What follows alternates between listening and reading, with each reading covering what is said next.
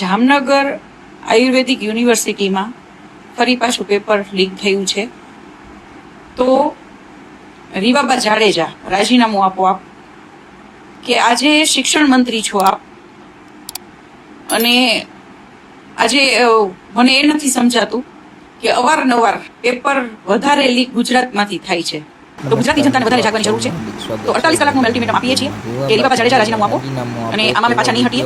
ગાંધી માર્ગે અમે બહુ એવું સારું આંદોલન રચીશું, કેમ કે શરમ આવી જોઈએ કે આજે. જય હિન્દ. પદ્મિની બાવાડા. જામનગર આયુર્વેદિક યુનિવર્સિટીમાં ફરી પાછું પેપર લીક થયું છે. તો રીવાબા જાડેજા રાજીનામું આપો આપ, કે આજે શિક્ષણ મંત્રી છો આપ, અને આજે મને એ નથી સમજાતું કે અવારનવાર પેપર વધારે લીક ગુજરાતમાંથી થાય છે.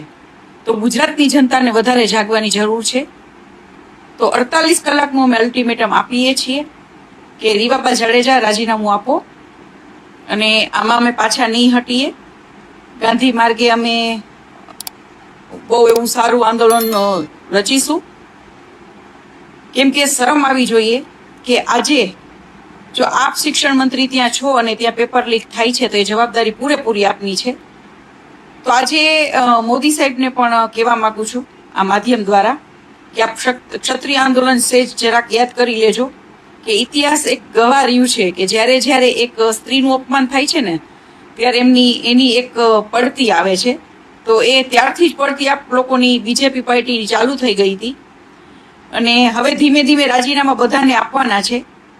તો ખાસ રીવાબા જાડેજા રાજીનામું આપો, નહીતર અમારે જે પણ કરવું પડશે જે રીતે ગાંધી માર્ગે અમે સારી એવી રીતે આંદોલન જોરદાર આપીશું. જય માતાજી. તો મિત્રો, તમે આ પદ્મિની બાવાળાનો વિડીયો જોયો. તમારું આ વિષય પર શું કહેવું છે કોમેન્ટ બોક્સમાં જરૂરથી જણાવજો. માહિતી સારી લાગી હોય અને વિડીયો ગમે હોય તો લાઇક શેર જરૂરથી કરજો. આવી જ માહિતી માટે વાયરલ વન કરોડ યુટ્યુબ ચેનલને સબસ્ક્રાઈબ કરવાનું ભૂલતા નહીં. જય હિન્દ, જય ભારત.